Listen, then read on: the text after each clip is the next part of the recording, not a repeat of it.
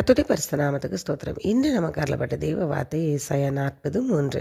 கர்த்தருக்கு வழியை ஆயத்தப்படுத்துங்கள், அவாந்தர வழியிலே நம்முடைய தேவனுக்கு பாதையை செவ்வை பண்ணுங்கள். இந்த வசனம் ஏசாயா தீர்க்க தரிசனமாக சொல்லப்பட்ட வார்த்தைகள்.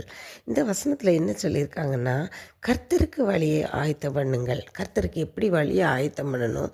கர்த்தர் நமக்குள்ளே வர்றதுக்குரிய வழியை ஆயத்தம் பண்ணணும். நம்முடைய இருதயத்துக்குள்ளே கர்த்தர் வரணும்னு சொன்னால் அந்த பாதையை நம்ம செவ்வை பண்ணணும். ஏன்னா கர்த்தர் பரிசுத்தமான தேவன். அவர் பரிசுத்த ஸ்தலத்தில் மட்டும்தான் வாசம் பண்ணுவார்.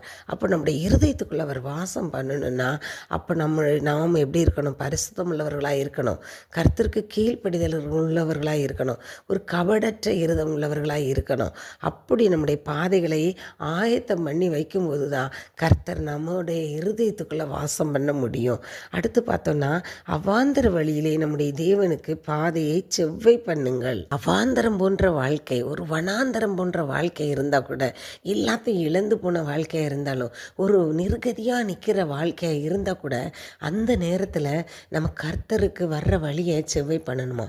எதனால் செவ்வை பண்ணணும்னா, அந்த அவிசுவாசங்கள் போன்ற தைரியம் இல்லாத நிலைமை, கர்த்தர் மேலே பற்றுதல் இல்லாத நிலைமையெல்லாம் நம்ம நீக்கி போட்டு விசுவாசத்திலே தரித்திருந்தவர்களாய், அவர் மேல் உறுதியான பற்றுதல் உள்ளவர்களாய் இருக்கும்போது அவர் நமக்குள்ளே வாசம் பண்ணுவார்.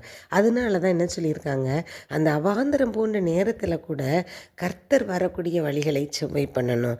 அப்போ தான் அவர் உள்ளே வந்து கிரியை பண்ணக்கூடியவராக இருக்கிறார். அவர் என்ன செய்வாங்க? ஏசப்பா ஏசாயா 43:19 அதுக்கு சொல்லியிருக்காங்க, புதிய காரியத்தை செய்வேன்னு சொல்லியிருக்காங்க, வனாந்திரத்தில் வழியை உண்டாக்குவேன்னு சொல்லியிருக்காங்க, அவாந்திர வழியில் ஆறுகளை உண்டாக்குறேன்னு சொல்லியிருக்காங்க. அப்போ நம்முடைய வாழ்க்கை வனாந்திரமாக இருக்கிற நேரத்தில் நம்ம உறுதியாக அவரை பற்றி கொண்டவர்களாயும், நமக்குள்ள விசுவாசத்தில் தரித்திருக்கிறவர்களாக, என் தேவன் எப்படி எனக்கு செய்வார் அப்படிங்கிற விசுவாசத்தில் நம்ம தரித்து இருந்தோம்னா அவர் என்ன செய்வார்னா, நம்முடைய வனாந்தரமான வாழ்க்கையை, அதில் போகக்கூடிய பாதைகளை உண்டாக்குவார். அதுபோல் அவாந்தரமான நம்முடைய வாழ்க்கையில் செழிப்பை உண்டாக்குவதற்காக ஆறுகளை கொண்டு வந்து தரக்கூடிய வல்லமை உள்ள தேவனாக இருக்கிறார்.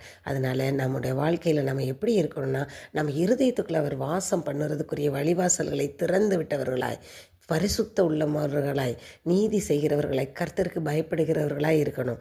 அடுத்து என்ன ஒரு தீங்கு வந்தாலும், எந்த நிலைமையில் இருந்தாலும் அவரை விட்டு விலகாமல், அவர் மேல் வைத்திருந்த விசுவாசத்தில் பின்வாங்காமல் நம்ம இருக்கக்கூடியவர்களாக இருக்கணும்.